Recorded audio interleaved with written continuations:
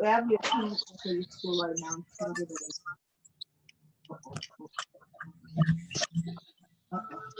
Everyone, make sure that you mute. I'm trying to mute everybody. Thank you for muting your phone, your devices.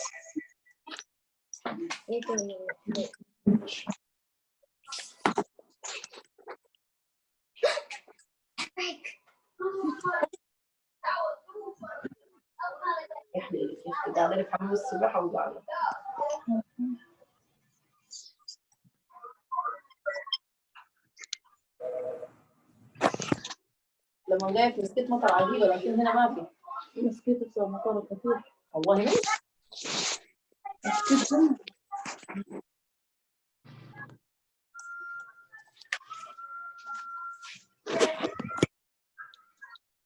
If you can hear me, please mute your microphones, please.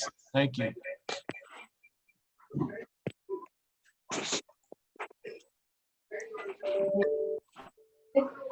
سايبهم من الصباح ودايرين الساعة من الأكل. تعال نطبخ هو كده.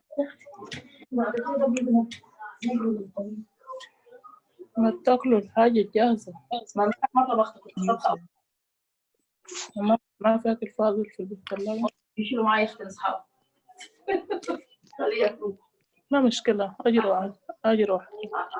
قلت الجرعة وضدت ما يلا قاعدة. What is this thing? What is this thing?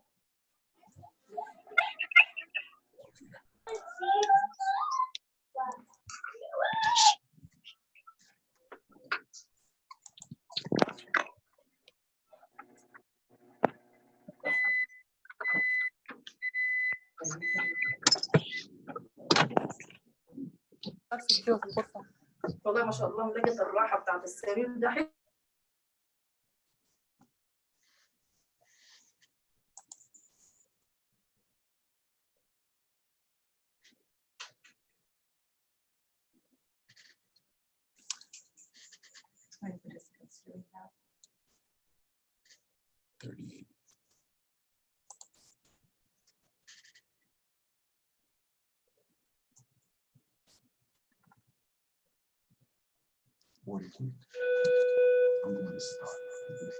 Hello, everybody. Hello, hello, hello. Miss, if you could just silence your computer for a moment. At the top. The other one. At the bottom.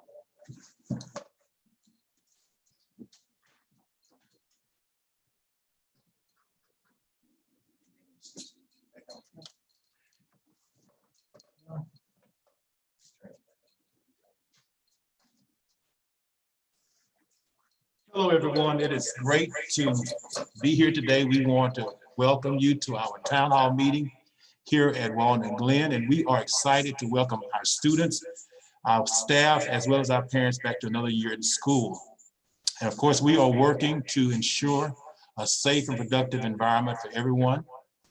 And we want you to know that we're going to try to address all of your questions at the end.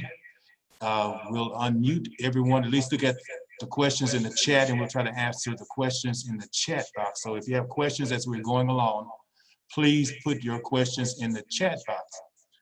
And we're going to, I'm Dr. Brown, your assistant principal, and Mrs. Alexander, our principal, is here with us on today. Good afternoon, I'm glad to be here.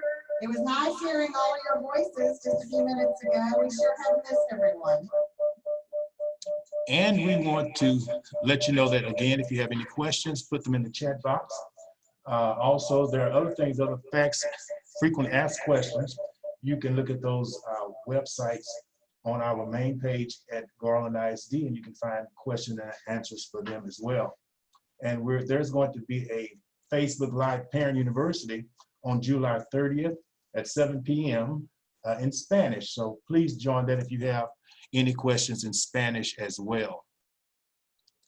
And sometime before the meeting is over, I'll try to get that website and put it in the chat box, and you'll have it. We're about to return back to school, and Mrs. Alexander will be discussing the things that are necessary and pertinent for us as far as returning to school as relates to face-to-face learning and remote learning and those things. And we also have a presentation in Spanish that we can also present to everyone as well. She's going to start with the reopening of schools. And she will start with the guidebook that we have online, the Reopening of School Instructional Guidebook. So I'm going to turn it over to Mrs. Alexander.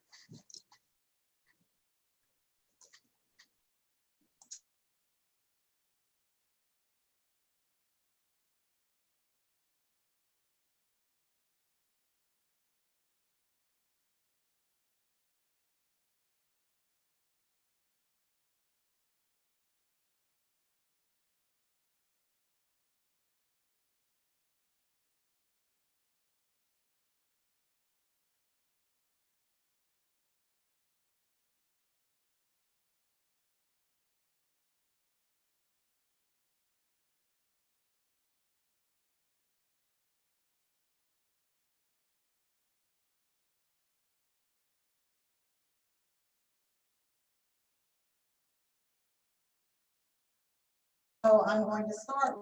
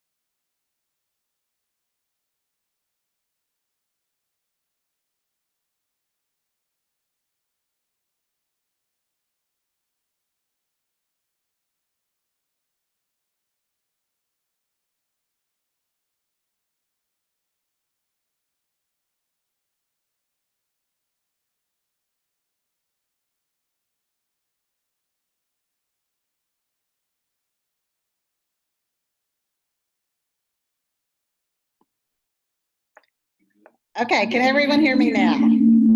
Give me a thumbs up. Okay. Some of you I can see, most of you I cannot. All right, I think maybe we fixed the problem. Luckily, Dr. Brown is here with me and we're not doing this in isolated locations, so we can work together to try to figure out the technology. All right, so I'm going to begin again. Sorry. I am going to cover the reopening school handbook that is shared on the Garland ISD site. Hopefully a lot of you have had time to preview that. It is rather lengthy, so we're not going to go over every single page during our presentation today, but I'm going to try to hit the high points. Also, before we start, I was going to share some information, and then I was also going to share a couple of things that what I'm calling I don't knows. So that way, you know, before we ever even head into this presentation, there are a few things that are still yet to be determined. And I didn't want you to have to waste time sitting down in the chat and filling out a big old long question, just only to be told at the end, we don't know yet. So starting with sharing some information, just kind of an FYI. Currently, we have 65 Walnut Glen snow leopards who have not responded yet to as far as making a selection as far as how they want school to be after that we return in September. So we're working on calling and reaching those parents. If you're one of those 65, we'd love to get that information ASAP. We're all waiting on those numbers because that's going to determine everything as far as campus schedules and class lists and whatnot. So we have 227 students currently at Walnut Glen who have already selected virtual remote learning. We have 119 students who have selected face-to-face. So you can see it's very almost evenly split currently, depending, of course, the outcome of our 65 non-responders at this point. So that kind of helps you. I wanted to share that information so that it might frame your thoughts and might help you formulate your questions better if you kind of know what we're looking at going into the return to school. So there's that information. Also, the don't knows. These are the things I do not know yet, and any other campus principal, elementary principal does not know either. So again, so much of this is dependent on the outcome of the numbers at each campus, in each grade level, etc. But one of the things that I do not know yet is who your child's teacher will be. I do not know the time schedule yet for synchronous learning. So for 3rd through 5th graders, we know that it's a 3-hour window that you're committing to. We just don't know exactly what time. I know some of you are trying to arrange daycare, childcare, grandparents are watching your kids while you're at work, etc. And as soon as we get that information, we're going to get that out there to you. Pretty good odds are we're looking at first thing in the morning, starting in the morning and knocking out those 3 or 4 hours in the beginning. But again, that's not set in stone. So I wanted you to know that we do not know that. Also, we know that we will take attendance. We don't know how that will look yet. So there will be some sort of logging in, obviously, but we don't know, especially for our K through 2 learners, if there'll be a time frame that has to occur in. So all of that, the district is still working out the specifics on. And the last do not know is how many in a classroom. We know that we will not be putting more than 15 in a classroom period, but that is a worst case scenario high-end number. So we're shooting for Walnut Glen, we're shooting for 10 and less in a classroom. And if our numbers continue on the path that we're on, it should be very doable for us. So anyway, I just wanted to share that. Like I said, I don't usually start my meetings telling people things I don't know, but I thought it was relevant in this situation so that, again, it could kind of frame your thoughts and maybe your questions. So I want you to know before we dive into this handbook that we're excited about this school year. We all as educators, this is going into year 36 for me, and I'm just as excited this year about this school year as I was 36 years ago. We get excited this time of year. We like to get our building ready. We like to get our supplies ready. We like to see the kids. So even though things are strange and different and unique this year, we're still excited. And so we know it's going to be a good year. We're all learning so many new and different things. For someone like me, where technology might not come naturally to me because of my age, in the last 4 to 5 months, I've learned things I never thought I'd be able to learn. So we're just looking at it with a positive attitude and knowing that we're all going to come away with strengths and learn things that we didn't know how to do before. And we're all going to laugh about this hopefully a few months from now or a year from now. We're going to look back and go, remember 2020, wasn't that crazy?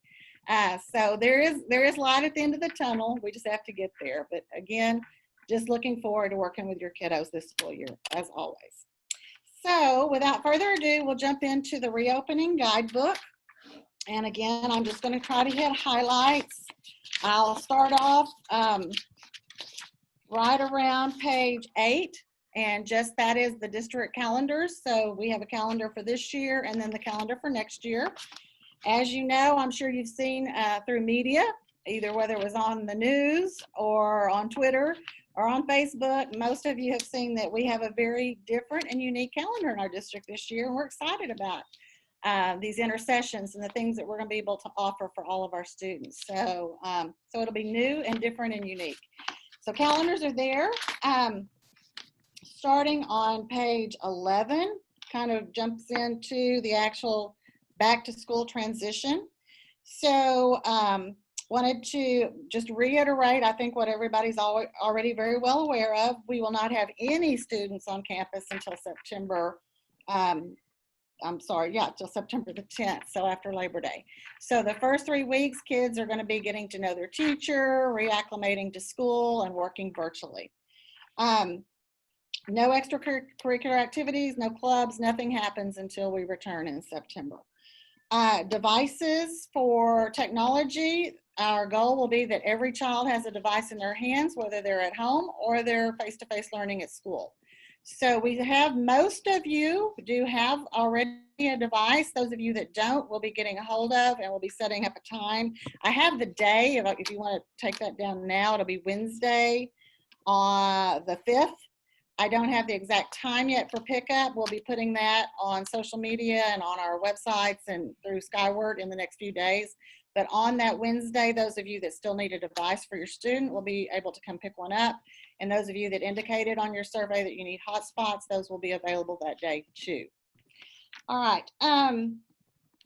We want to reassure everyone that meals do not change. Even if you are a virtual learner or remote learner, you still have access to our free and reduced meals. Those are ordered by the week and can be picked up. So all of that information is in the handbook as well as the GISD website. On page 12, it talks about the difference between remote learning and face-to-face learning, which I think most of you are very well aware of. Just again, a reminder that for elementary age students, when you are doing remote learning, you are looking at a minimum of 180 minutes a day that you're committing to for your student. Okay, going from there, page 13. We're moving to 9-week grading periods, which is new for us. So report cards will come at the end of every 9-week period, but we're used to getting one progress report in the middle of the 6 weeks. Now you're going to get two. You get a progress report for your student at the 3-week mark. So you'll have 2 progress reports and 1 report card that will go home. On page 13 in that handbook, it tells you the actual dates. And those dates are relevant also because if you choose to change your child's choice, for example, maybe you did remote learning the first 9-week period, but then you're ready to jump back into face-to-face. The Skyward will alert you that it's time to make a selection, and you will indicate what your selection at that point. So we may have kids going in and out during the 9-week periods, and we realize that that's going to happen. You cannot make changes. If you get into this 2 or 3 weeks into it and you decide, oh, this isn't working, you do have to wait to the 9-week mark. We ask you to wait till then to make the change. So you are committing to your decision for the 9 weeks. Also, there are a couple of really big words on page 14 and 15, synchronous learning and asynchronous learning.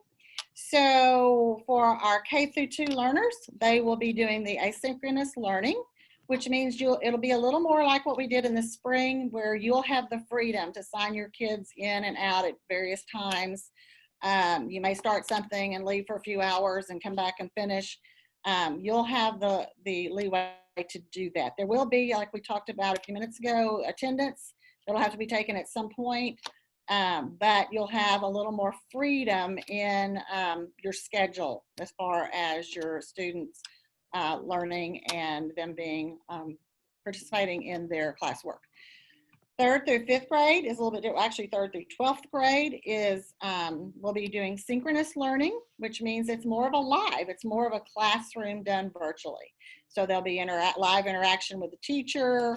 Every day the teacher will come in, teach the lesson, and kids will be able to interact in real time with their instructor and with their classmates. So it'll look different than our K through 2 kiddos. So anyway, there's plenty of information there about that in our handbook. I do want to also point out that late work will apply. We're back now like we're in school. We had a lot of grace in the spring because as we tried to piece together an instructional method for delivery, we let a lot of things go and gave a lot of leeway and a lot of grace as far as due dates and assignments. We're going to be a little more traditional now that we're going back and we know what we're doing and we understand the virtual world.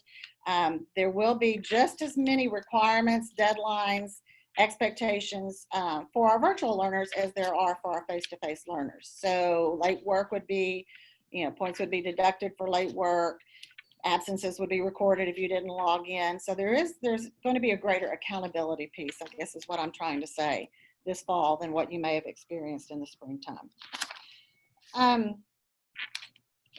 Assessments will still continue. Those of you that saw the news yesterday probably saw that TEA did make a decision regarding STAR. Basically that we will still take STAR as of right now, but that the 5th grade and the 8th grade, that little rule there that students had to pass in order to be promoted to the next grade level has been removed due to COVID. But as of right now, we're on track to take STAR. We're on track to take district assessments. We're on track to do our MAP testing, all of the things that we typically do. So even our remote learners will be participating in testing, just like our face-to-face learners.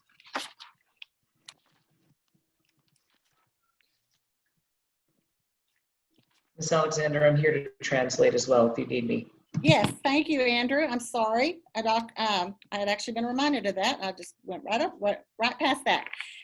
Mr. Petrus, our 5th grade bilingual teacher, is present. We asked him to be here today for our meetings. He can translate at any time, and he will be here for the question piece, especially for those of you that do have questions. If you choose to ask in Spanish, then we are here to accommodate you. Mhm. All right. Okay.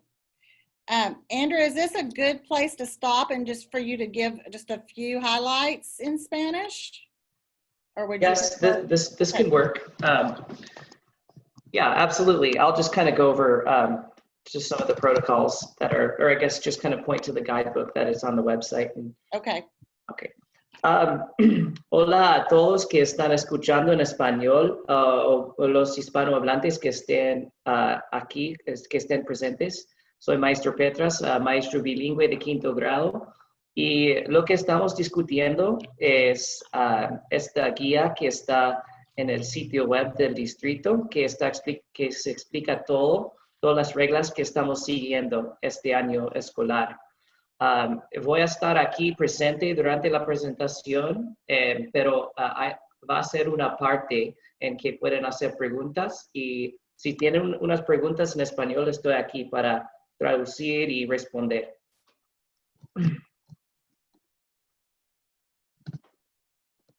Okay. Thank you, Mr. Petrus. You're welcome. All right. Okay. Moving right along, where I'm on page 20 in the handbook, for those of you that are following, but it talks about screening students when they arrive at school. So if you choose face-to-face learning for your kiddos and they come to school, they will be screened every morning. We will have various locations that yet to be determined as far as trying to spread out so that they're all not trying to converge upon the same doorway. And we will have faculty members that will be screening, checking temperatures. And if for some reason the temperature is above 100, the student would be immediately sent back to the car to their parents. So we also at school will have a well clinic and a COVID clinic. So we have a separate space that will be set up for any students showing that might be exhibiting COVID symptoms. And those kids will be treated, obviously, immediately. And we would also ask that parents come and pick those students up within 30 minutes. We always, when your kiddos are sick, we want you to come as quickly as you can for their sake. But in this situation, in light of the COVID and the serious nature, we do ask that you adhere to the 30-minute pickup, if at all possible. Known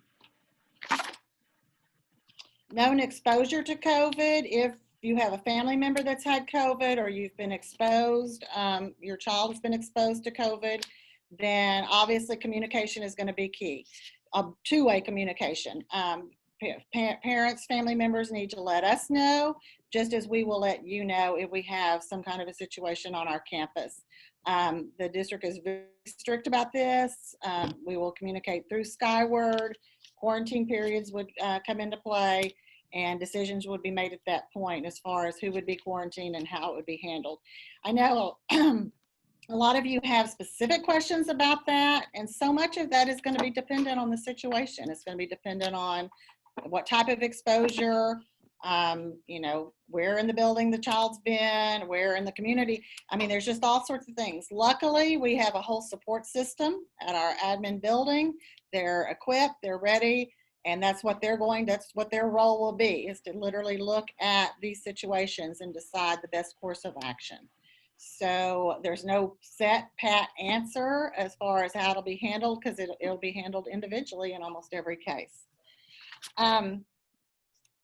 Classroom materials, plexiglass is coming. If you didn't see the school board meeting last week, you might want to, this might be one board meeting you want to turn on. It was very informational, but they actually had prototypes of plexiglass that is coming. So student desks and tables where students sit in a classroom, there will be a plexiglass screen that will be set up around your child. It mounts to the table or desk with tape where it's not movable, it doesn't move around. And the district has spent a lot of money on this and a lot of time invested in the installation. So that is one precaution that they have already got in place, in addition to plexiglass that will be all over the building, in the office, in the cafeteria, high traffic areas. So we're taking that very seriously, as well as building cleanliness. There is a misting system that will be installed in each GISD location where there will be misting done at night. There have been extra custodial staff brought on board to help with the increase in the cleaning. And all of those things will be taken very seriously. We also are looking at our classrooms and anywhere that we have cloth. For example, some of our teachers have sofas from home or chairs, rugs, shag carpeting, things like that. Those will all be taken away or rolled up and stored in the corner, covered with plastic, whatever we need to do to protect kids during this time period so they won't be exposed to any germs on any type of fabric or a piece of furniture that can't be cleaned daily, because we want everything that we have that we're using to be able to be wiped down and cleaned. We are on moving on to page 28. Ms. Alexander, is there a possible way that we could just switch off back and forth for the Spanish speakers, sure. or would you rather wait till the Q&A? Okay, I guess matter. If you want to go, want to go ahead right now and kind of summarize. Well, how about we do the next part? Maybe explain a little bit and then stop, and then I'll translate quickly the highlights. Okay. All right, sounds good. Okay, thank you.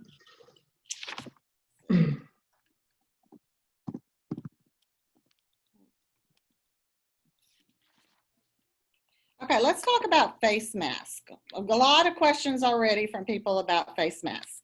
So staff obviously will be wearing face masks at all time. The only reason I don't have mine on right now is so that you can hear me better or more clearly. Otherwise, I would be wearing mine right now. I think Dr. Brown actually still has his on over there. So you can be rest assured staff members will be masked at all times. Now, kiddos, we have looked at this guidebook and tried to interpret it the way that it was intended. And if you can see on page, well, it talks about it on page 30, and then again, a few pages, I think 24 and 25. So what we can glean from the handbook, it's that each child will have a face shield as well as a face mask that is will be district issued. Face mask, if you don't want to wear the district face mask, if your student doesn't want to wear that and they have a cute one with Superman on it or whatever, then they can certainly wear their own personal mask as well. So the way that it reads in the handbook is that children 10 and under would wear a face shield at all times. And then it appears that we would also offer the mask to be worn if selected by the parent. So in other words, if you want your child, in addition to that clear face mask, to also wear a cloth mask, just put that in writing, send it to the teacher, and then we'll ensure that your student is doing both.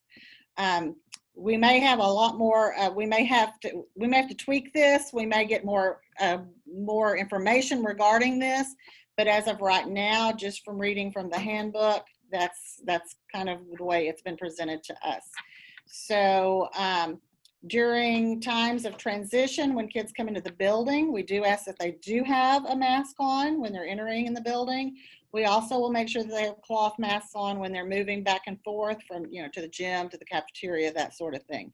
But within the classroom, we think that the face shield should be adequate. For one thing, they're cooler, and it also allows, especially for our younger learners who are learning to read, where phonics is important, speech is important, it allows them to be able to see each other's lips and their mouth movements, which really, is important, especially for early readers.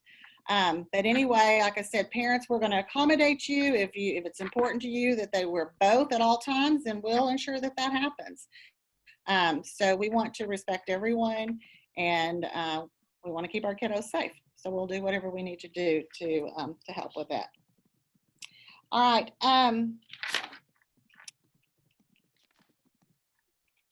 I'll translate that quickly if you don't mind. Okay, give me a minute. Absolutely. Lo que dijo la directora es que más que nada las mascarillas y cómo va a funcionar eso. Entonces, primero todos los empleados van a llevar máscaras o mascarillas, tapabocas en todos momentos y los estudiantes se van a dar una mascarilla y un escudo de plástico que cubre toda la cara. Durante la escuela, más que nada, van a llevar este escudo en la cara, pero si también quieren ustedes que también tienen mascarilla o tapaboca, se puede escribir una nota a la directora o el maestro de clase y se puede llevar las dos. Pero los escudos, estas cosas que cubren toda la cara, van a llevar. Y van a llevar mascarilla mientras están moviendo entre lugares. Y queremos respetar a todos y lo que quieren. Okay, thank you, Andrew. You're welcome. Okay, so Thank we'll you. talk a second about visitors to the building. Obviously, visitors will be discouraged, unfortunately. So we won't be allowing any outside food deliveries. There won't be any eating lunch with kiddos. So we will obviously limit any visitors coming into the campus. Everything that we will do, we'll do virtually. We'll have virtual parent meetings. We will have virtual parent conferences. We just want to, obviously, the district wants to make sure that we don't have traffic coming in and out of the building and unnecessary exposure. So when you come into the office for school business, you need to make appointments. And then, of course, when you enter the premises, if you are allowed on the premises, you would have to wear a face mask. Okay, I'm on page 31 now. Estamos hablando de visitantes. Los visitantes no pueden venir en personas. Vamos a juntar virtualmente como en computadora o por teléfono, más que nada. Y comida de fuera de la escuela no se permite, aunque solo si es traído al principio del día de la casa. Okay. The first couple of weeks that students are back on campus, there'll be a lot of time spent on hand washing, the proper teaching of how to wash your hands correctly and the length of time that you wash your hands, the proper use of wearing the PPE. So all of that it'll be almost like an extra class for a few weeks that we will have in order to teach our kids what we need to do to be safe while we're at school.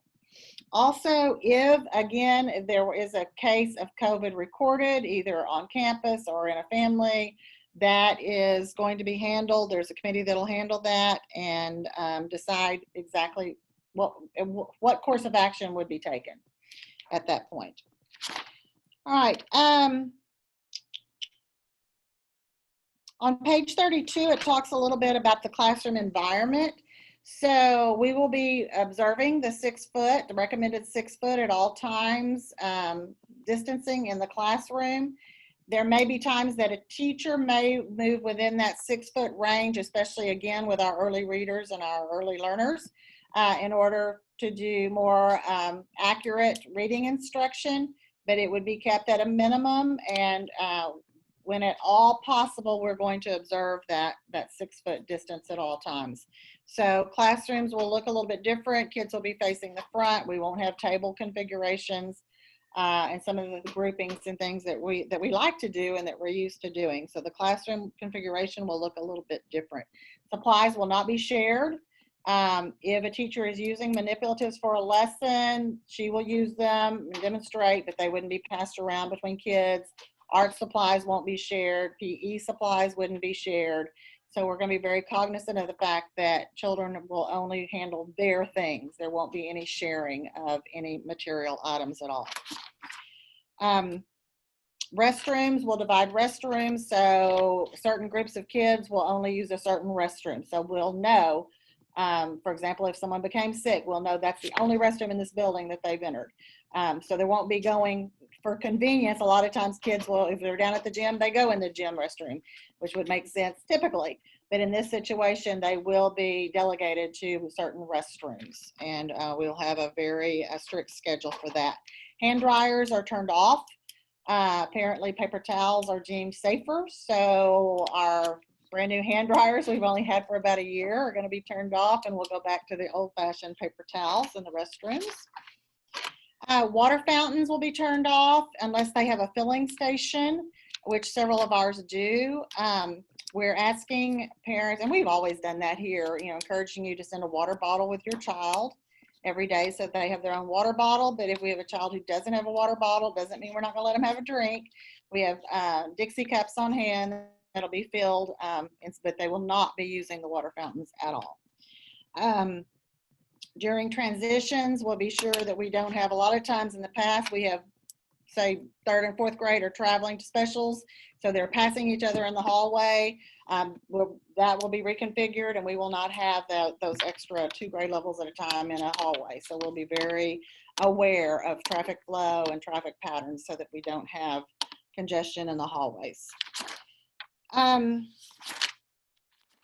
Transportation is still provided. Buses will have assigned seats. Family members will sit together. They'll load from the back to the front. Masks must be worn. And I believe there will be some type of a screener. I think it'll be done with a QR code on your phone that you'll have to fill out every day or complete before your child loads the bus. So for those of you that will be sending bus students. In the morning, student arrival. Unfortunately, we will not be able to keep kids like we typically, you know, we usually open the doors at 7:30 and we allow drop off to start then. We're not going to be able to have kids congregate in areas, congested areas. So the doors will open in the morning when school starts and students will arrive then. So for this, during this time period, and I know it's going to be hard for some of you that have jobs, so maybe you can get together and work with other parents and carpool and do things, maybe family members, rely on them, but we will not be able to provide that supervision in the morning that we've always done in the past. Student temperatures will be taken when they arrived. I think I've already talked about that. Cafeteria will be spread out in the cafeteria, so we'll observe the social distancing during meals. Sanitizer stations will be all throughout the building. We'll ask that the students visit the sanitizer station after their temperature's taken in the morning. They'll clean their hands before they come into the building. Okay, recess. I've already had some questions about that. Kids will still get recess. It's just going to look very different from recess that we're used to. So we won't be able to use the playground equipment because there's no way to clean those between grade levels in a day. We just don't have the manpower or the time. So equipment will not be used. It'll be more of a walk, talk time, and of course, observing the social distancing. So probably will encourage a lot of reading. Yeah, again, I don't know how that's going to look. It's going to be so very different, especially for our little ones, but the rules won't change just because it's recess time. So we still will observe all of the precautions during recess. Gym time will be outdoors unless weather just absolutely will not permit. So students will be doing their PE outside, which is going to be different for everyone. And like I've already alluded to, you know, there won't be any use of any shared equipment and things during PE time. Library will still be open, but library books, when they're returned, will have a shelf time that they have to sit on the shelf for so many days before they can be rechecked.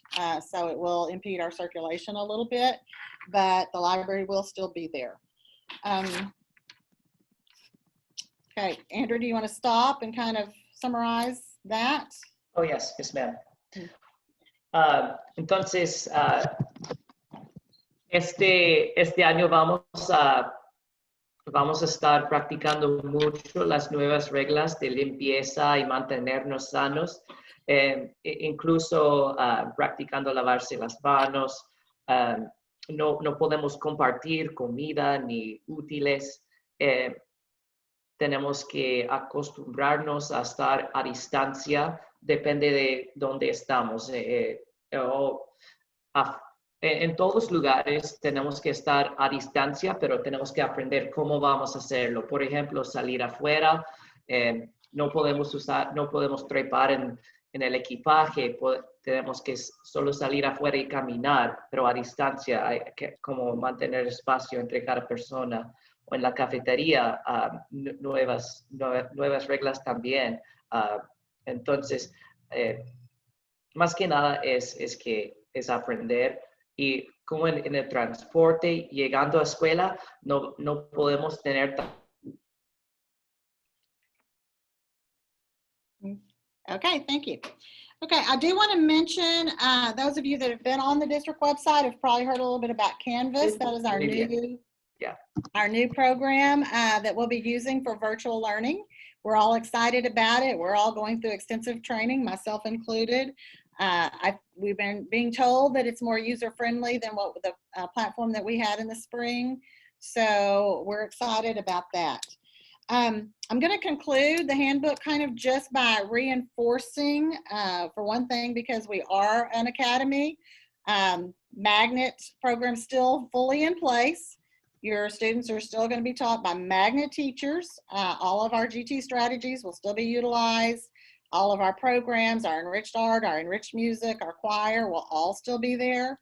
So, so nothing will change there. If you are a parent who chose the remote or virtual learning for your magnet child, they still have their magnet seat. That seat will still be there when you're ready for it. So no concerns there. Dyslexia programs, special ed programs, bilingual, ESL programs, all still in place. If you have a 504 student, nothing's changed. So, so all of those programs for your students are still available. The last thing I'm going to share with you is just a couple of quick dates that are upcoming dates. So if you have something you want to jot it down on, otherwise it'll be on our social media, our school website. But just letting you know, our staff returns next week. So we're very excited. We actually had a virtual faculty meeting today for about 2 hours, but they actually return on site next Monday. And on August the 5th, which is Wednesday, I've already mentioned, but I'll mention again, that'll be a pickup day for technology. It's also going to be a pickup day for those of you that have school supplies for your kiddos, our 1st through 4th graders. We have all their supplies from last school year. We bagged them up in May. We have them in bags ready to go. And some of you may want to come up that day and pick up your kiddos' supplies from last year. It may save you from buying school supplies that you might need for this year. So, because they're only half used or partially used through March. So anyway, so we'll have a pickup that day too, and we'll let you know exactly how. We'll probably do that by alphabet again, but more information to come about exactly how the pickup will work, but it will be on that day, on the 5th. Talking about supplies, I did mean to mention that earlier. When we ordered our PTA prepackaged supplies in the spring, which we didn't sell many this year, I think it was about 35, but we had no idea they were going to come along and come up with one supply list for the district. So if you've happened to glance at our website in the last couple of days, you'll see that the supply list that there is not the supply list that was there a few weeks ago. So we're kind of having to figure out what to do about that, because obviously we can't send those pre-packaged supplies back. But we will do what we can to make sure, you know, that your kiddos also have what the district is requiring. So we apologize for that. I mean, this is just one of those COVID casualties. Not much we could do about it, because who knew? I mean, who knew back when we ordered those in March and April that this is what the beginning of school would look like. So, Andrew, do you want to talk about that a second? Absolutely. I'll be quick. Okay. Todos los programas van a quedar lo mismo en la escuela, no van a cambiar, solo modificados para COVID-19. Y unas fechas que vienen, el lunes, agosto 3, el 3 de agosto, los maestros empiezan de nuevo y pueden recoger tecnología y útiles del año pasado y, si posible, útiles que ya ordenaron para este año que vienen el 5 de agosto. Entonces, el 5 es el día de recoger cosas. Thank you. All right, and August 7th, we will do, that's that Friday before school officially starts. There'll be some sort of a check-in by your child's teacher, and they will reach out to you virtually or telephone call, some way that they'll reach out to just let you know, hey, right now I'm assigned, you know, to your student during this 3-week remote period. So you'll know who they are. I do have a little clarification regarding your child's teacher. In some cases, the child's teacher that makes the call on the 7th may not necessarily be their teacher when things shake out and we go back to school starting as far as face-to-face learners. So we're going to try to keep it as much the same as we can, but again, there's just so many variables because of the numbers of who comes back, what grade level, etc. And so if you get a call on the 7th from Mrs. Smith, we hope that Mrs. Smith will still be working with your child come September, but there may be some necessary changes regarding that. I can assure you, however, your child will be instructed by a Walnut Glen teacher and probably a Walnut Glen teacher on the current grade level. But again, I just want to throw that out there so that nobody's shocked if that happens. All right, and on the 18th, this is the last date I'm going to give you for right now, but we will have a virtual back to school grade level meeting. It'll be just like our grade level meetings that we always do the second week of school, where we go over expectations for the year and rules and things that are unique to each grade level. There will be a session at 6 and a session at 6:45.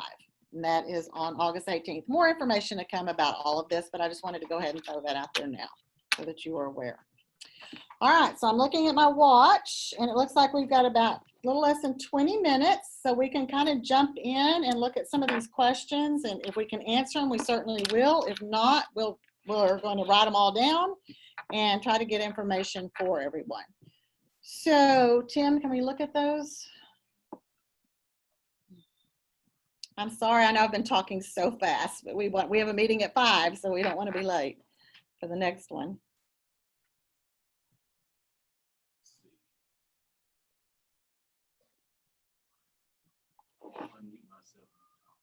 Okay. I'm going to try to look at the questions at this point, starting. Some have already answered these questions for us, so thank you, parents who've answered some of the questions, and our PTA president who's answered some of them. Estamos haciendo preguntas ahora. Somebody called me the president. I love that. It says we cannot hear the president. No, actually, I do not want to be the president. I promise. August 5th is when we come back for the devices. That question has been answered. The question about the supplies, I think that's been answered. When you can get the supplies. There's a question, I think that, well, it says, no puede traducir something to que la principal está diciendo. Oh, yeah, that was the request for translating in Spanish, and we got that. Muy bien, gracias. We have the question about the ones on Facebook page. Will school supplies still be required for remote learning?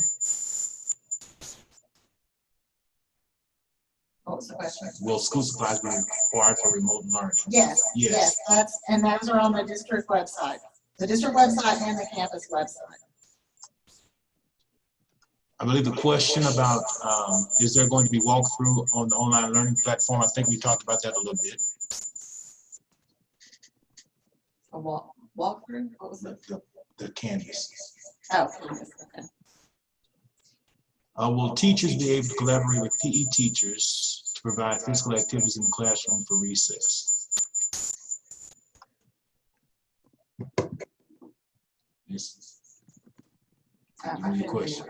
This next question is, will teachers be able to collaborate with PE teachers to provide physical activities in the classroom for recess? Yes, we call those brain breaks, and we already do those anyway, but we will be doing lots of brain breaks. I'm trying to get to every question as best I can. The supply list should be online, correct? Yes, on our it's website. there. It's been there for a few days now.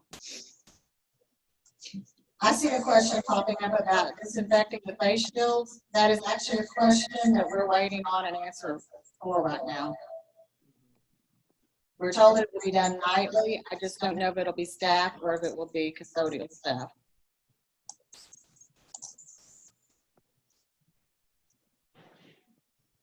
How many kids will be in each virtual class? Again, we're striving. My hope is that we wouldn't have no more than 10 to 12. The district's put a cap of 15. There was a question in Spanish that was like, is there a minimum of the students that are going to get for us to have face-to-face, or is it just whoever requests? Okay, I'm not sure I understand the question. Like there's not a minimum threshold to keep our school open in person, No, is there? no. Okay. Yeah. Okay. Cada clase va a tener como 12 o 15 niños en cada salón, entonces no hay un mínimo. Hay un máximo, pero no hay un mínimo. There you go. I see somebody asked about checking out books from the library. We have MyOn for remote learners, so they'll be using our MyOn. Someone asked about the reopening guidebook. It's on the Garland ISD main page. There's a whole section on COVID.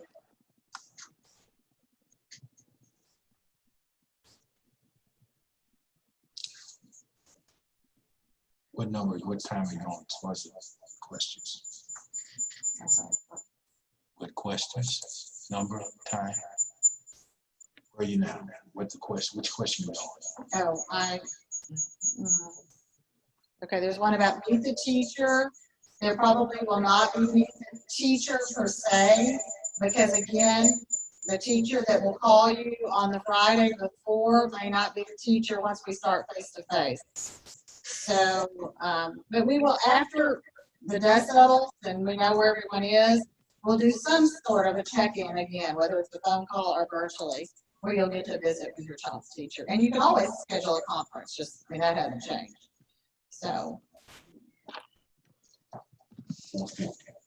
no uniforms. We're on a uniform campus anyway, but now our teachers may look a little different this year. The district's given permission for them to wear scrubs or jeans. So I know a lot of teachers have already been out shopping for really cute scrubs. So they may be dressed a little bit differently. The Canvas program, you can access a sampling of it on the Garland ISD page.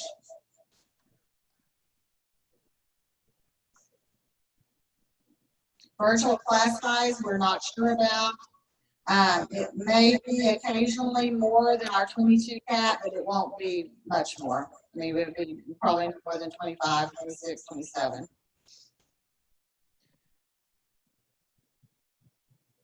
I see a new kindergarten family. You can join PTA. I think our PTA president is on here with us right now, but we'll be joining PTA just like always. Y la pregunta en español, ¿se puede cambiar a virtual o en persona cada 9 semanas? They were just asking, like, if kids switch anytime between virtual and in person? And I just said every 9 weeks. Every 9 weeks, yeah. School pictures, probably not. No school pictures as of right now. No field trips as of right now.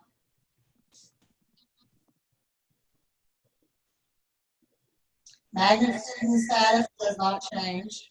They're still considered magnet students. A few questions about quarantining, and again, it's going to be very dependent on the scenario. So when that happens, we'll turn to our district health department, our health services, and they will handle and make those decisions. That's above my pay grade.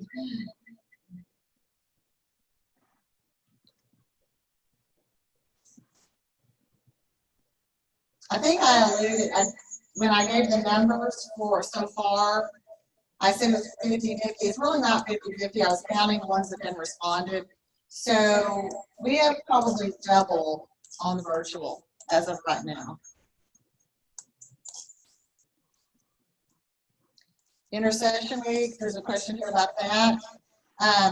There will be, of course, remediation for students who need it, and enrichment programs for students will be offered. The district is going to determine, they're paying for this at the district level, and they'll tell us what programs we are going to be able to offer. So at this point, we don't know exactly as far as the enrichment piece. Okay.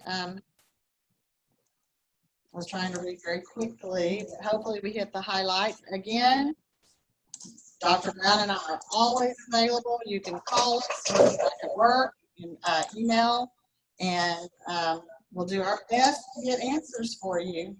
The main thing I just want you to walk away from this meeting knowing is that we're going to make this work. It's going to be okay, and whichever path you choose is going to be good, and the kids are going to be fine. The kids are going to be fine, and we're all excited about the school year. I know it's been hard for the kids this summer, especially when we ended so abruptly last March. So I think kids are excited, just like we are, and it's going to be a good year. Everything's going to be okay. So we're a WGA family. We've always worked together, and we'll continue to do so. Dr. Brown, you have anything else?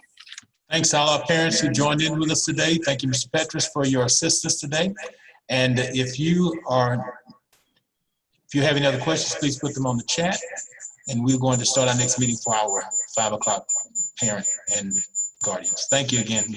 We appreciate you. Bye. Bye-bye. Gracias a todos. Thank you, everybody.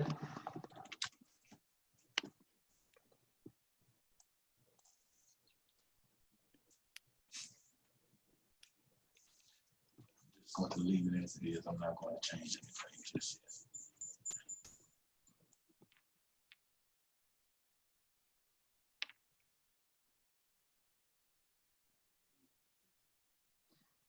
There was one last question. In Spanish, are there any school supplies available at school, or was that supposed to be pre-ordered? Those were pre-ordered. Typically, Yeah. we would buy extras, but because of the COVID situation, we didn't buy extra this year. So no, they're not anymore. All right, I'll let her know in the chat. Okay.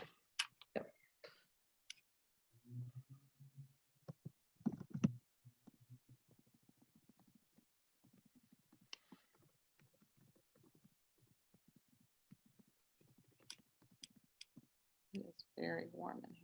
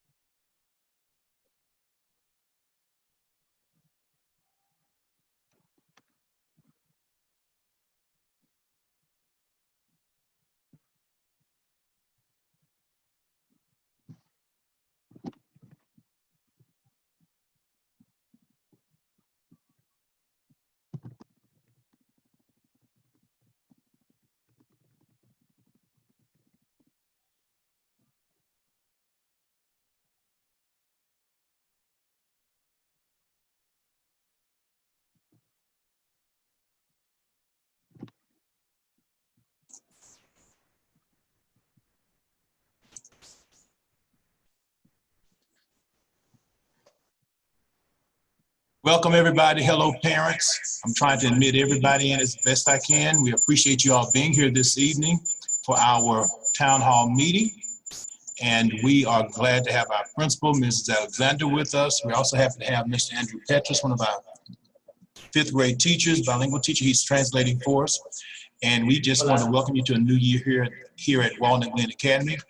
Want you to know that we will address questions at the end. So make sure you put all of your questions in the chat, and we'll get to those questions at the end of our meeting tonight.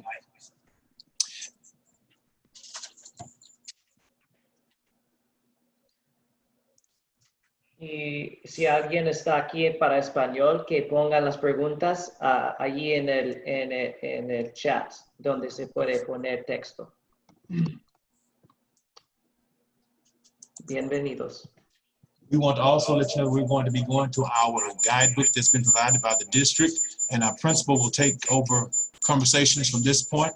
And again, remember to place your questions in the chat so we can answer those questions at the end of the meeting. All right. Hello and welcome to 2020 school year. We're very excited to be back, just like we always are. You know, things doesn't change for us, even in light of COVID.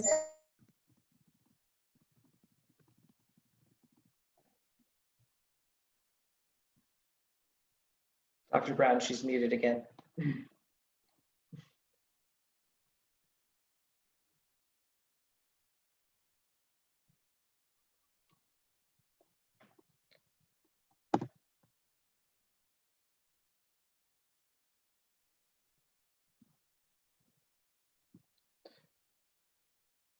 Dr. Brown, I think Ms. Alexander's muted again.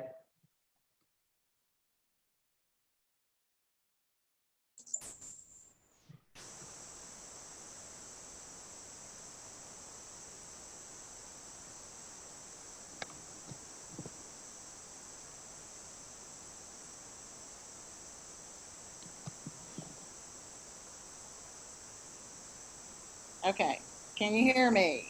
Mr. Petrus is giving me a thumbs up. All right, I think I just said a lot of things that weren't heard, so we're going to try this again.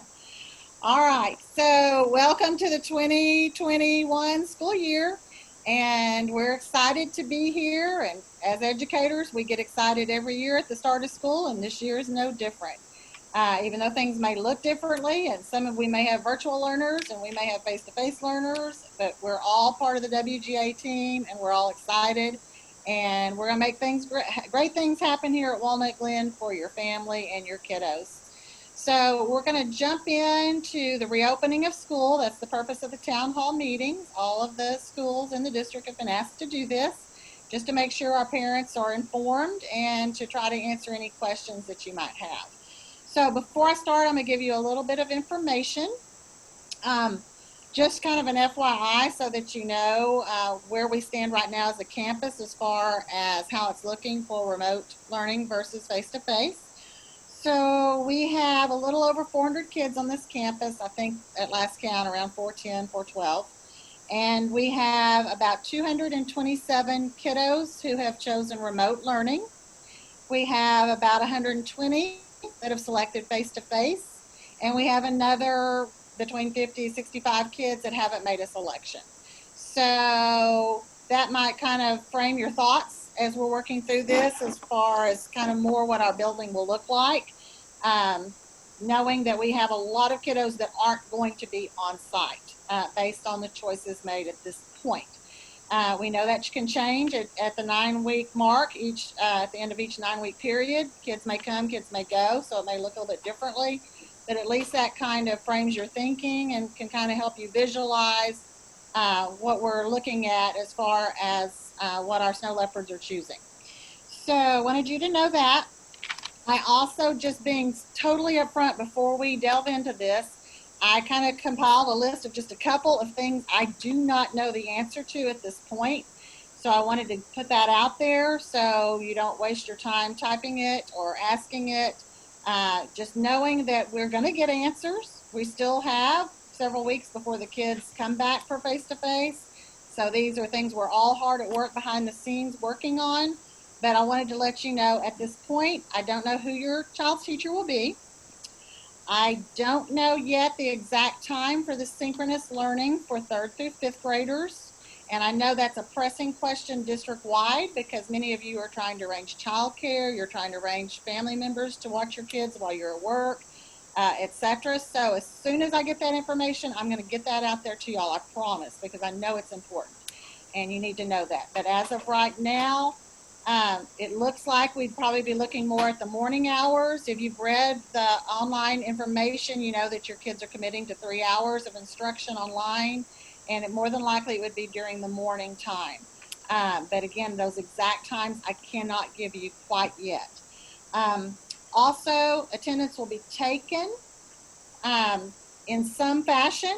Details to come on that as well, as far as will there be a certain time you have to log your kid in for attendance, or can you do that anytime?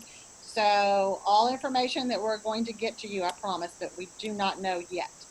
Also, the last thing I wanted to share is number of kids in a classroom. Cannot tell you that exactly. We know the district has set a cap of 15, but that's on the high end. We think our kids, it'll look more like 10 to 12 kids a classroom in some grade levels. In some other grade levels, way less. But that's just kind of a guide for you so that you know that you're not going to walk in and find 24 kids, 30 kids crammed into a room during these times. So, so our kids will be spread out, but I can't sit here and tell you, okay, there'll be no more than 8 kids in your child's classroom if you chose face-to-face, because at this point, there's just too many variables. We're waiting for these numbers to come in. We have some teachers that are going to be working only remotely due to health problems. So there's just a ton of things that are going to go into making these schedules. And at this point, we don't have all the answers for that yet, but we will, I promise. So anyway, so those were the things I just wanted to share up front. But we're going to jump into this guidebook. It's 55 pages long. I'm not going to read 55 pages to you. I'm going to share some of what I think probably are the most important highlights for you. But as always, when we finish, you can answer or jot down your questions in the chat, and we'll try to address. And if we don't get to it, I'm always here by email. You can call. We're back at work. You can reach out to Dr. Brown. We're always available for you. So if you don't get your answer right this second, I promise you we're gonna work to get all of your answers answered. I mean, all of your questions answered. Mr. Petrus, he is here to translate for our Spanish speakers. I've said a lot in just a few minutes, but he's going to do his best to try to give you a summary of that in Spanish real quick. Absolutely. Hola, bienvenidos a todos. Soy Maestro Petras, maestro bilingüe de 5º grado, aquí para servirles. Hay muchos cambios este año, obviamente, con el COVID-19 y la pandemia que está aquí. No sabemos en este momento quiénes son los maestros para los estudiantes, pero sabemos que hay 15 estudiantes cada salón y estamos asignando los maestros y vamos a saber pronto. Hay algunos que van a trabajar por computadora, todos en persona, algunos en persona. Entonces, pero toda la información está en el sitio web Garland ISD. Okay, thank you, Mr. Petrus. All right, You're welcome. if you're Thank following along, this is the guide that is on the GISD website. It's under the COVID information and it's for the reopening of school. So if you want to follow along, and it's there. If not, you can just listen and, like I said, take notes and ask questions later. But in your guide, there is a calendar for this school year and for next school year. And as you know, in addition to this being an atypical year due to COVID, it's also a different year for us because we have different calendars. We're going to have the intersession weeks that by now probably you've heard about either on your local news station or through Twitter or Facebook. But we're excited about that. We're going to have offerings for students for remediation, offerings to students for enrichment, and we're going to get to do some new and different things. And that, of course, has affected our calendar a little bit too. So when you have time, glance at our calendars and you'll see some changes. Well, I wanted to let you know that technology is going to be key this year, whether you are remote or a face-to-face learner. Obviously, we don't want kids handling a lot of worksheets and papers and things, passing them back and forth, passing germs to teachers and teachers returning. So it's going to be a virtual world for all of us, whether you're here on campus or you're in your living room in your pajamas. We're going to be working virtually. So kids will have the Chromebooks. If your student does not have a Chromebook on August the 5th, and we'll talk more about this again at the end, but that will be a date for technology pickup. We'll schedule that with you to come pick up your technology for your student. We'll also, for those of you that indicated you needed a hotspot on your survey, those hotspots will be available that day as well. Meals, just like always with the school district, if you are a family that receives the free and reduced meals, even though you may have chosen remote for your student, you still will have access, just like we did all summer long. You'll put in your orders, and I think by the week is what they had decided, and you'll pick up your meals to go. So nothing has changed regarding meals. Our format has changed this school year in the sense that instead of 6-week learning periods, we'll have 9-week. And so there will be 2 progress reports that go home, one at each 3-week mark, and then grades will come at the 9-week period. Those will be also important to know because those are the times you may make a change for your student. So for example, maybe you chose remote virtual learning for the first 9 weeks, and then you decided things have settled down in the Metroplex with COVID, numbers are better, and you feel better about face-to-face. So if that would be the time you'd make the selection if you wanted to make a change, or vice versa. So, so you need to be aware of that changes would not be accommodated other than at those 9-week marks. So it's not like you're going to be able to get into remote learning for 2 or 3 weeks and then say, this isn't really working for us. I think we're going to come back to school. So you'll need to wait till those 9-week periods. You'll be notified through Skyward, and each 9-week period you'll make your selection for your child. Mr. Petrus, do you want to explain that in Spanish? Yes, ma'am. Entonces, se puede encontrar toda esta información en el sitio web Garland ISD que dice Guía Instruccional Spanish o Instructional Guide Spanish. Es un mundo virtual que domina, pero también se puede, algunos si se escoge, puede estar en persona o presencial. La comida en la escuela todavía se provee, esto se queda, y en vez que sesiones de 6 semanas, vamos a tener sesiones de 9 semanas. Y puede cambiar virtual o aprender en persona por su estudiante cada 9 semanas. Okay, thank you. Also on page 13 in that handbook, there is a link for our Canvas platform, which will be our learning platform that will be utilized for our virtual learning this year. I know we all kind of struggled in the spring. Either if you had older children, they were working with Google, we were working with Seesaw. We now, K through 12, will be working through the Canvas platform. We're very excited about that. It's going to offer a lot of things the other 2 did not. So if you're curious or interested in that, on that page 13 in that handbook, there is a link, and you can kind of get a sampling of what Canvas has to offer for our students. All right, moving into page 14 through 16 in the handbook, it talks about new vocabulary words for all of us, synchronous learning versus asynchronous learning. So for elementary and K through 2, our kiddos will be doing asynchronous learning, which simply means that they'll be learning much like we did in the spring. You'll have some flexibility in your schedule. You can jump on when it's convenient for your home and your family. Things will be pre-recorded. They'll be there. They'll be available. You'll still have access to your teacher for conferences and for tutorials, but you'll have a little more leeway. Our 3rd through 5th graders, they will be participating in synchronous learning, which means it's live. It's just like being in the classroom, other than it's done virtually. So live, real-time teaching will be taking place, just like a classroom. Kids will be able to interact with the teacher. They'll be able to interact with classmates. And that will take place 3rd through 12th grade. Lots of questions already about the time frame for that, and I talked about that a minute ago on one of my don't knows. So as soon as we have a schedule in place for our campus, I will get that out to you all, because I, again, know that you're really eager to know exact times. But so that tells you a little bit about the learning platforms. Also, student assessment. Student assessment is still here. It's not gone anywhere. We're still on track to take the STAR test. If you watched the news yesterday, you might have seen that the governor did decide, and TEA made a decision that grade level placement would not be contingent upon passing STAR for 5th and 8th graders. But other than that, the test is still, we're on course to take the test. District assessments are still in place. MAP testing still in place. So all of those things, whether you're a virtual learner or a face-to-face learner, you will be participating, your students will be participating in assessments.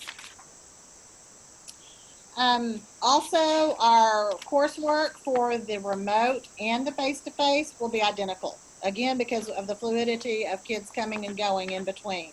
So if you're on a certain concept in math remotely, you're going to be on the same concept face-to-face here at school. So our kids that will follow the TEKS, just like we always do with our instruction, and there will not be any variety as far as the curriculum that's being offered.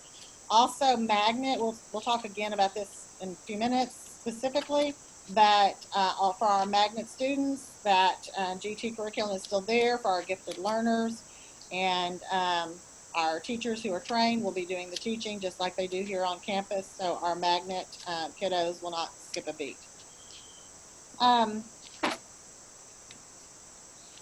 Safety protocols at school, obviously we'll spend a lot of time for our face-to-face learners when they return on the hand washing, the cleanliness.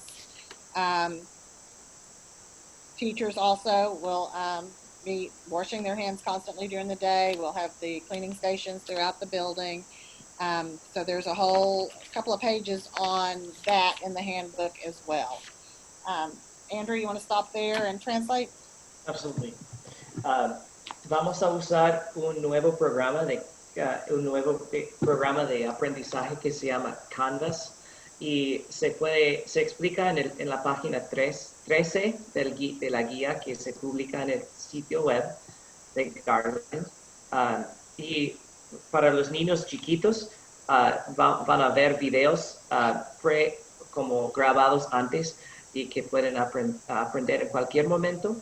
Pero los niños de tercer grado para arriba van a tener que entrar y mirar instrucción en vivo. Los exámenes STAR todavía van a pasar, pero no se cuentan como antes. Y vamos a practicar mucho la seguridad, como lavar las manos mucho. All right, on page 20 in the district handbook, it talks about screening students for health checks. Also, just to let everyone know, we will have a well clinic and a COVID clinic at school. So if we have any suspicion at all that a child is exhibiting COVID type symptoms, they will be sent to the COVID clinic. So if you have a child that's in the clinic with something else, lost a tooth or something like that, needs a Band-Aid, they're not going to be crossing paths with any students that have COVID symptoms. So, so on page 20, it talks a little bit about that. It talks about exposure, and that probably out of all the questions I've been receiving, that's probably the biggest, is how that will look if there happens to be a COVID, a student or a teacher with COVID on campus, or COVID exposure as far as a family member of a staff member or a student. So that will be a very, each situation will be evaluated. They will do the tracing as far as exposure and risks.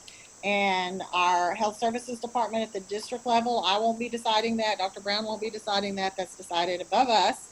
We'll look at the student and the staff member, the situations, and quarantine decisions would be made at that time. So that's probably the hardest question for me to be able to answer right now, because each scenario might look different depending on the situation. So we're all kind of just sitting back and that's a wait and see as far as how that would be handled. It will be handled I mean, it'll be taken very seriously, obviously. And we want to protect everyone. We want to protect our kids, our staff members, our family members.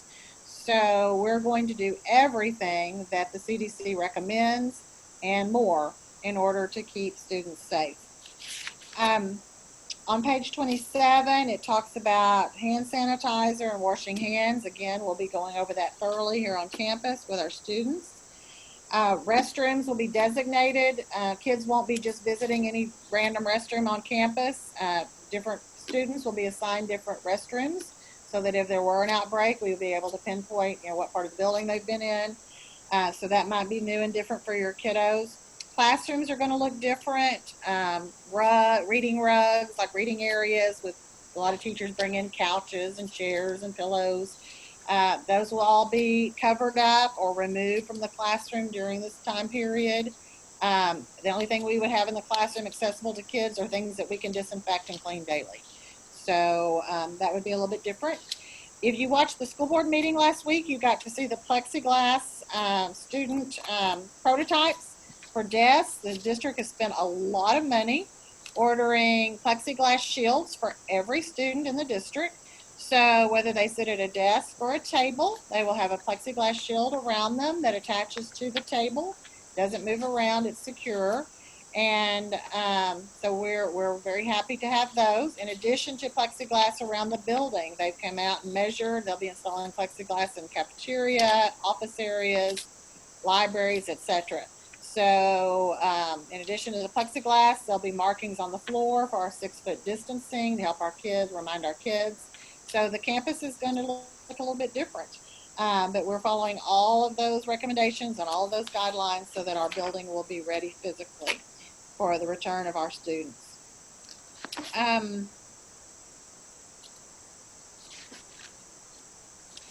Face masks are talked about starting on page 30. And for right now, based on what the information we have in the handbook, we're looking at all students who choose face-to-face learning will be issued a clear shield as well as a face mask. If the child has their own face mask they want to use, that's fine too.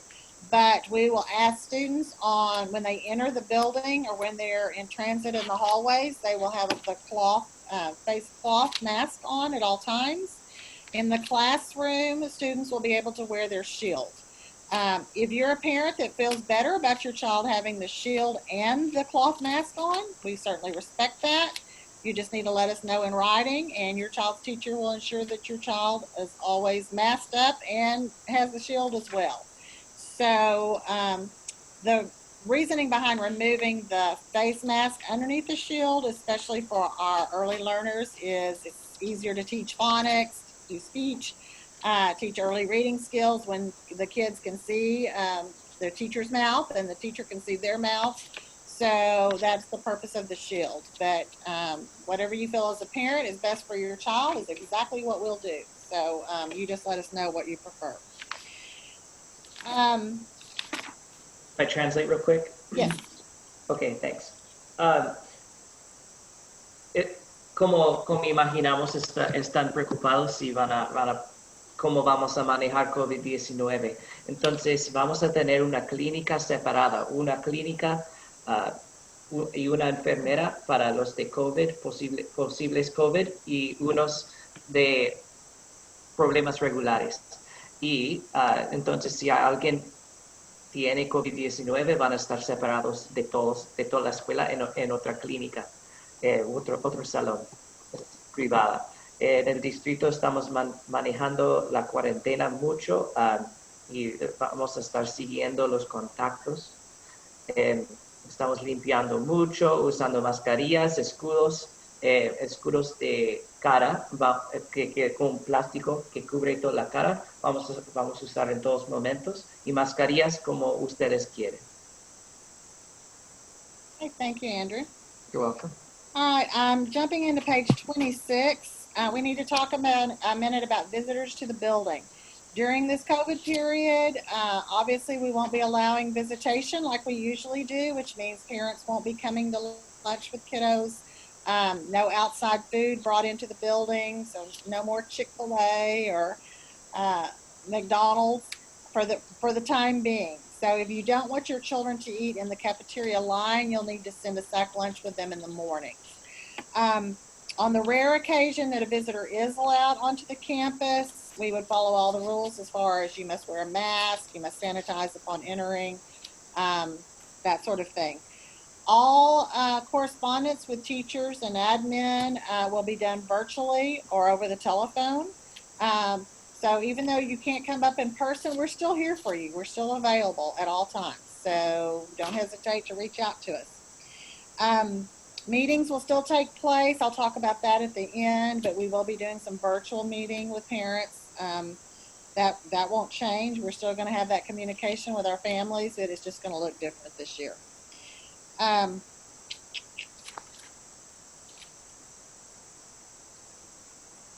Monitoring on page 31. If a child comes to school and they're sick, the data clerk, the nurse, the attendance clerk, the district personnel and health services, everyone will be involved in quickly assessing the situation.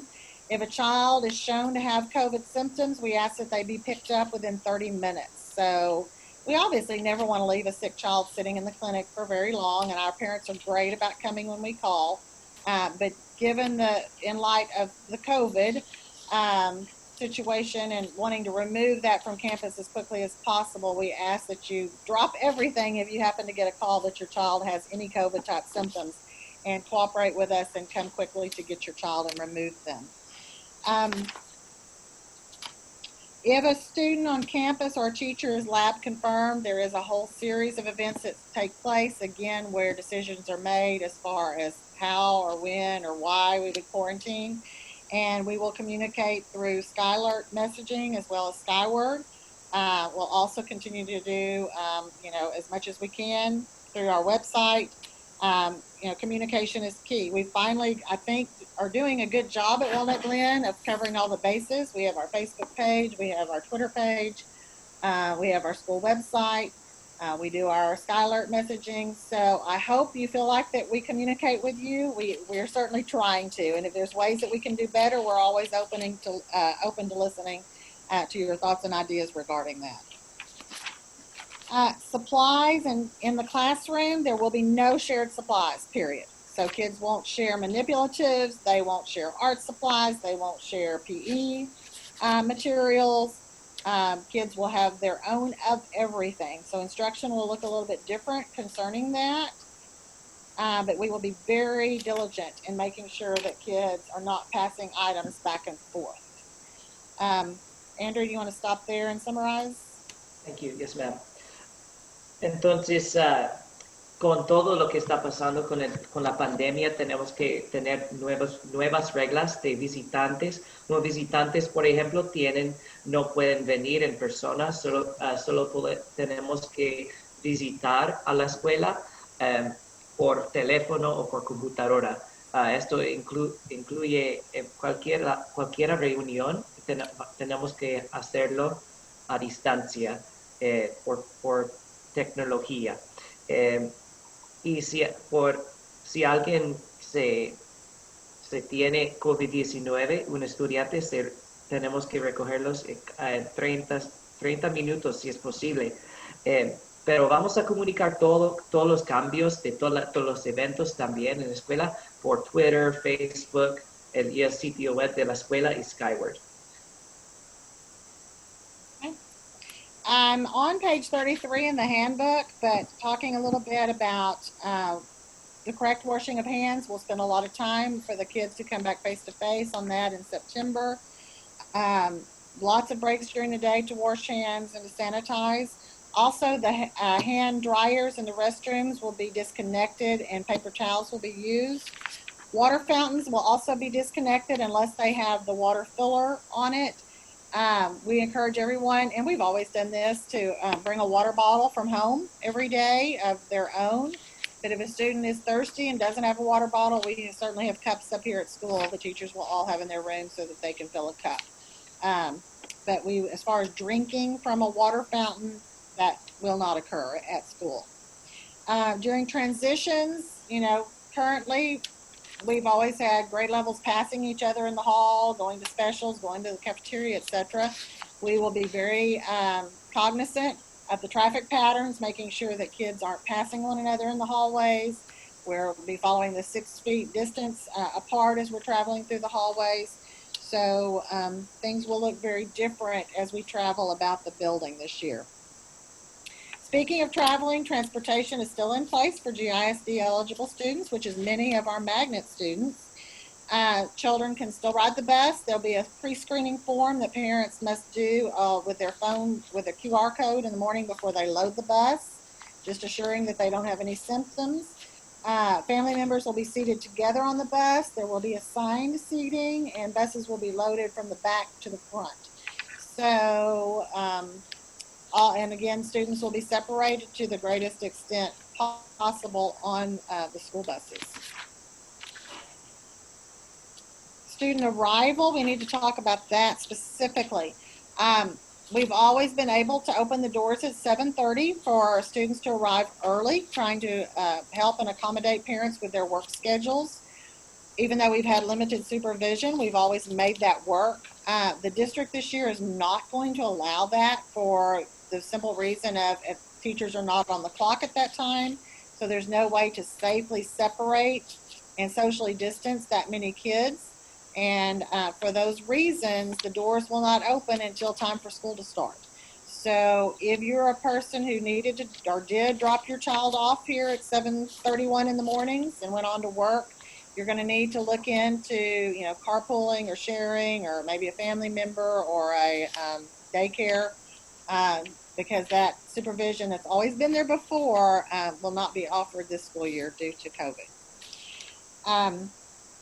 When the kids come in, we'll have multiple entrances, still working those details out, but what we do know is when they come to their designated entrance, they will be screened by an employee, temperature will be taken, and before the student is allowed anything over 100, student would be detained, and we would immediately get a hold of the parent and ask you to turn back around and come back and get your kiddo. So, so that will be happening in the mornings. In the afternoon, obviously, we'll have staggered dismissal so that we don't all converge upon 1 or 2 door openings at the same time. So we'll work that out within the building. So again, kids are very limited on their exposure as we're exiting the building, just like when we enter the buildings in the morning. Breakfast and lunch will still take place in the cafeteria, but children will be socially distanced during their lunch periods. Recess will still happen, but it will be very different from the recess that we're used to. We won't be able to use the equipment because that equipment can't be cleaned between each grade level. There's just not time or manpower, frankly, to do that. So students will be encouraged to walk, you know, read, meditate, you know, have some downtime, some rest time, regrouping time. But it's going to look very different than it has before, which is going to be so hard on our kiddos. So we're all very sad about that, but it is what it is. Brain breaks will be implemented in the classroom. We've always done that at Walnut Glen, but there will be even more than we've ever had before, because we know that the kids are not going to get that movement and things during the recess period that they're used to. So we'll be certainly trying to take care of that through the classroom. Library will be open. There are certain procedures in place with the library. Books, once they are returned, will sit on the shelf for a number of days before they're recirculated. They'll be cleaned, covers will be cleaned, librarian will be wearing gloves. So lots of new procedures in the library. PE will be outdoors on every day that the weather permits, so that they'll be out in open air and not enclosed in an area. Social distancing will still occur. Students will have places marked where they stand, sit, etc. in the gym. They will not share supplies in the gym, or materials in the gym. So that's another thing that's going to look very different this year. Our PE teacher has her work cut out for her, but our district's already on top of that. They're giving the PE teachers games and ideas and things that they can do. But just know that the social distancing will take place in the gym just like it does in the classroom. Mind if I translate really quick? Yes. Okay, thanks.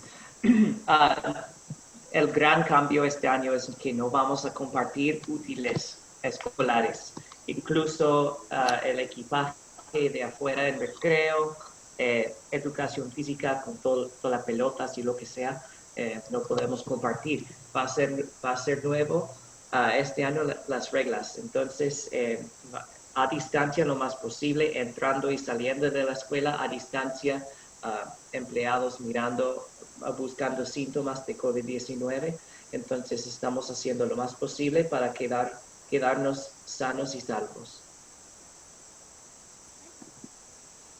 All right, no field trips this year for obvious reasons. We'll try to bring in virtual activities instead as much as we can. We also won't be scheduling any fall carnivals or turkey trots or things that we've enjoyed in the past. Our PTA president and I have played with some virtual ideas of some things we may be able to try to implement, but there won't be any gatherings of large groups, obviously, here at school. Parent meetings will still occur, but those, of course, would be done virtually. Extracurricular activities can take place after the kids that are coming back face-to-face return in September, but obviously they will adhere to the same guidelines that we are within the classroom. Choir will have social 10 feet instead of the 6 feet. Choir students will be standing 10 feet apart from one another. Lots of rules and regulations from our VAPA department regarding instruments, handling of instruments, gloves will be worn, etc. So there's not a single department that's not working hard behind the scenes to make sure that we implement our same programs, but that we do so safely. And speaking of programs, if your child participates in dyslexia, if they are a special ed student, a student that participates in our bilingual or our ELL programs, nothing's changed. Your students will still receive those same services. Intervention, nothing's taken away. Everything is still there and in place for your child. Magnet students already had a lot of questions, emails about, will my students still get GT services? Absolutely yes. Still be instructed by trained GT teachers? Yes. So nothing will change there either. All right, so that was a very quick drive-through of the handbook. Again, if you have particular questions, jot them down. We'll try to address them now. And if we don't get to them, then email us and we'll do our best to get answers for you all. I do want to close with some dates. Just in the next few days, just so that you have those. We will put them on the website and again in social media so that you'll have access to them. But I wanted to go ahead and throw them out there. Our teachers do come back next week, so they will be back on campus next week, starting on the 3rd. On the 5th, which is Wednesday, we will have staff members that are going to coordinate a few pickups. I've had questions from parents who have first graders through fourth graders. We did pickups for our 5th graders last year of supplies, but we didn't do that for the younger kids. So now we're going to do that because our kids still have materials that could be used. So if you are interested in getting your child's school supplies that were left up here in March, that will be the day that we'll schedule that. I don't have a time yet, so stay tuned. We'll get that out to you as soon as that's determined as far as the particular grade level times, but just know that that is the day that that will happen. Also, if your child needs a Chromebook, if your child needs a hotspot, we're also going to use the 5th as a pickup for those items as well. So again, stay tuned. Look at our website. Look at our PTA Facebook. Katrina does an excellent job of putting all of our information as well on the PTA Facebook. Also, speaking of PTA Facebook, that's where you'll find information about joining PTA as soon as she gets it. The state PTA has still not made decisions regarding that, but as soon as she has information, that'll be there on the PTA Facebook. If you haven't joined that Facebook group, I encourage you to do so. There's always good information on there. On the 7th, which is Friday, our teachers will be reaching out either virtually or over the telephone to touch base with you and let you know that for the 3-week remote period that they will have your child, and that's who you will correspond with. We're going to do everything within our power to keep those class lists in place, but I'm just going to tell you now, there may be some children that may have to change once the face-to-face instruction resumes in September, depending on, again, the number of kids that we have that choose what. So schedules may change a little bit. So don't be disappointed if the teacher that calls you on the 7th isn't the same teacher that reaches out to you in September. We may have to make a few changes there. Also wanted to let you know on the 18th, we will do a back to school night, just like we always do, but it'll be done virtually. We'll have a session at 6 and a session at 6:45. And that's where your child's teacher will go over grade level expectations and things that are unique to their classroom or their grade level. So just like we always do, it'll just be done virtually. All right, I've said a lot. Andrew, would you like to try to translate that? Yep. Okay. Otro cambio es que no podemos ir a paseos, solo paseos virtuales o excursiones afuera de la escuela no podemos hacer por COVID. Coro, bueno, todos los departamentos de arte, coro, música, orquesta, se usa con guantes o algo para manejar la pandemia. Si tienen más preguntas de todo eso, estamos aquí. Unas fechas, el 3 de agosto los maestros regresan, el 5 de agosto pueden recoger útiles del año pasado o ya que lo que ordenaron ustedes.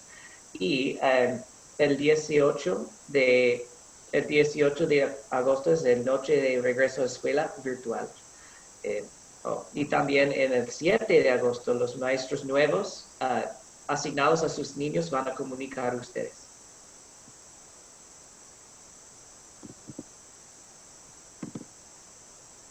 Okay, thank you, Mr. Petrus. All right, so we've got about 20 minutes. We're going to move into a question and answer session. We've got some questions up there. So between Dr. Brown and I, we're going to do our best to try to answer them. And if not, if we can't answer it, we're going to write them down and we're going to get answers for you. So, preguntas ahora. Que pongan en el por texto, por favor. Turn my volume down. Oh, you turned yours down. Okay. All right, so we'll start here with the first question. I see a Chromebook. If we got a Chromebook last year, do we get to keep it? And the answer is yes. We have a family here. It looks like they're new. So welcome to Walnut Glen. And yes, if you don't have a Chromebook, you will be receiving a Chromebook. Our CTA, which is our computer tech specialist here at campus, will be reaching out to you about that. I have one on here that somebody that received a Chromebook from another school last year. Will they keep that one? And I honestly don't know the answer to that one. So that's one that we'll have to check on and we'll get back with you on. The handbook, someone's asked what handbook we were talking about. And if you were late coming in, that's the handbook that's on the Garland ISD website. If you go to the COVID page, there's all sorts of information there, but there's also a 55-page handbook, and that's what I was reading from earlier. Someone has asked if they used an iPad for last year's remote learning, can they continue to use this year, or do we need to pick up a Chromebook? I would recommend getting the Chromebook just to cover all your bases, because that is kind of our mode of choice. So yes, I would go ahead and get one. You probably still can use your iPad frequently, but I would have that Chromebook too, just to be sure. School supplies. I didn't talk about that during this session, I don't think, like I did in the last one. School supplies are a mess. I'm just going to say that. We ordered our prepackaged school supplies back in the spring, and the district came along in light of COVID and tried to make things consistent for everyone. So they came up with their own list, which does not match our list at all. So if you were one of the 35 people who ordered the prepackaged, I'm going to apologize to you right now. I'm so very sorry that the supply list don't match. That was outside of our control. So the district list is now on our website. The district put that on there for everyone in the whole district a few days ago. So if you want to look at that, it is there now. And unfortunately, if you printed or looked at one prior to about a week ago, it's very different. And there's nothing I can do but say I'm sorry about that. I apologize. Someone is asking about dress uniform. We do not have uniforms at this campus, so that's not an issue. Someone is asking about younger students interacting with classmates for the asynchronous learning model. And that is a very good question. I do know in the spring, there were many of our teachers that were able to do that. So I would assume that that would continue. It just won't be live. It won't be every day at 10 o'clock you go into a math class and everybody interacts with one another. But there will still be opportunities for that.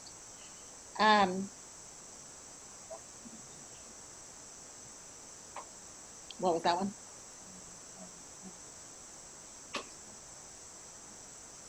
Okay. School supplies for remote learning, yes, you still need school supplies, and that's one reason they made the change on the district list. Someone's asking if there'll be a PTA meeting before school starts, and there will not be. Will there be possibilities for students to get to know their classmates who are in remote learning? Again, I think we kind of alluded to that a minute ago, so yes. Parent-teacher conferences will still take place. Those will just be done virtually. Art and PE teaching grading will be handled. There will be grades taken. They're trying to, things in the spring obviously were thrown together very quickly, and I think our district did a great job given the circumstances. But the good news is they've had all summer to really get their ducks in a row, and what we're going to roll out this fall looks nothing like what we did in the spring. It will be as close to traditional school as we can be regarding grading, regarding expectations, regarding attendance. The only difference is it'll be done virtually. So yes, those subjects will have grades as well. Specials will still be there. We still will have the specials, and on our campus, we'll still have the enriched art and enriched music, which will be done virtually.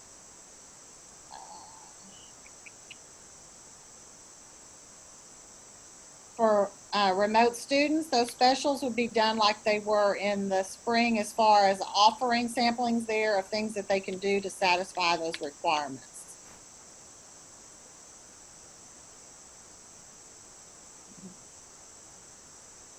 Okay, here's a question about the virtual teacher being the same as the face-to-face teacher if we choose to return to school.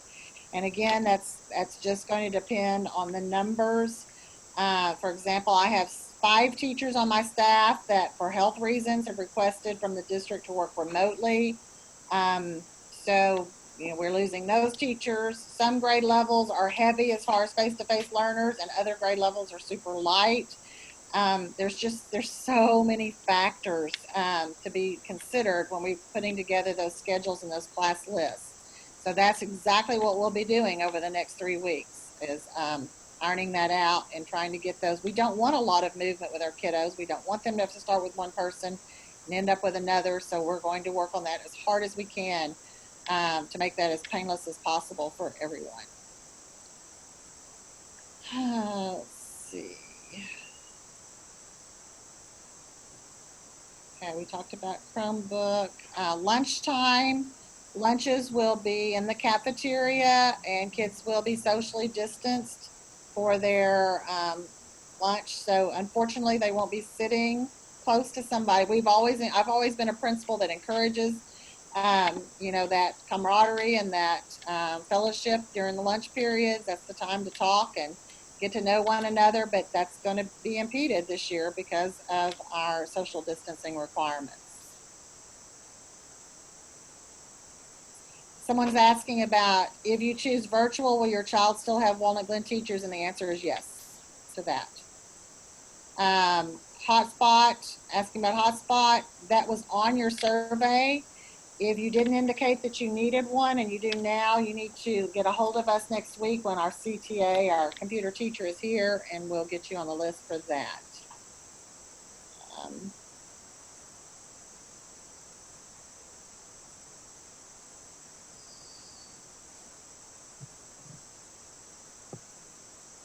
How do I know that my electronic request form has been received? That is a good question. What I'm going to say to that is if you don't get a call from Mrs. Guzman, our data clerk, if you haven't already, she was calling yesterday, today, and we'll be calling tomorrow, our 60 plus people that have not responded. So if you don't get a call from her, then that means that we have your information and that we have your child on the proper list. Someone has asked me to repeat the ratios, so I'll do that. The numbers again, we've had 227 students choose remote learning. We've had 119 choose face-to-face. And we have over 60 that we don't have a response from yet. And they're very varied by grade levels. You would think it might be different upper grades versus lower grades, and it's not even that. Like our 4th and 5th grades are very different. So it's kind of all over the place as far as what the grade levels look like. Chromebook, if you need a Chromebook, again, email. You can email me, or I recommend you email Courtney Flores. If you go to our school website, that's KOURTNEYFLORES, Courtney Flores, and she is all things technical on our campus. So she's already back at work. She's at work this week, and she's been working on the list of who needs what. She's very organized, and if you reach out to her, she'll take care of you, or not, reach out to Dr. Brown or I, and then we'll get the information to her. Okay. All right. Let's see. Okay, I think we've answered most of these. I may have missed a few. If I didn't get to your question, I apologize. And again, like I said, shoot me an email, and I'll be more than happy to correspond with you about your questions. So I'm going to conclude. Mr. Petrus, is there anything in Spanish that you need to wrap up with? I know you. No, ma'am. I haven't gotten any questions. So, yeah. Our Spanish-speaking teachers will be here all next week on campus, and Mrs. Guzman is here in the office now this week. So if there's somebody out there that we missed, that you need more clarification in Spanish, we're here for you. Just give us a call. And at that, we're going to go ahead and sign out. And like I said, we're excited about the school year, and we're going to make great things happen. Even though they're going to look different, it's still going to be wonderful for everyone. So kids are resilient. I think it's all of us adults who overthink and over worry about this sort of thing. Our kiddos are going to be fine. They're going to be fine. So we look forward to working with you and partnering with you and making great things happen for your kiddos and your families. We hope that you have a good week. And again, we look forward to reaching out to you when we get closer next week. All right. Thank you. Gracias a todos. Thank you. Bye-bye.